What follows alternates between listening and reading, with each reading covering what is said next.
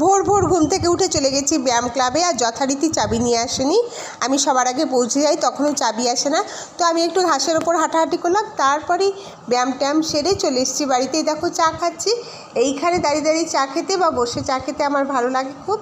আর এখানে আমি বসে বসে আজকে গানও শুনছিলাম, পুরোনো দিনের গান। পুরোনো দিনের গান টান শোনা হয়ে গেলে তারপর তোমার ঘরের কিছু টুকটাক কাজ সারলাম, তারপরে স্নান খাওয়া করে বেরিয়ে পড়লাম অফিসে। আজকে অফিসে গিয়ে সারাদিন অনেক কাজ ছিল, কাজ করেছি ঠিকই, কিন্তু আমার সারাদিন খুব মন খারাপ ছিল। কেন বলো তো? আমাদের আবার একটা ম্যাটারনাল ডেথ হয়েছে, মানে একটা মাতৃমৃত্যু। মাত্র 27 বছরের একটা মা, তার ডেলিভারি হতে গিয়ে মারা গেছে।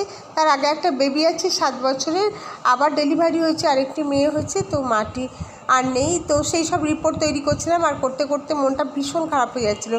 প্রতিবার ভাবি এই রিপোর্ট যেন আমাকে আর না করতে হয়, কিন্তু কি করব, করতেই হয়। তারপরে ফিরে এলাম বাড়িতে, স্নান টান সেরে এই বসে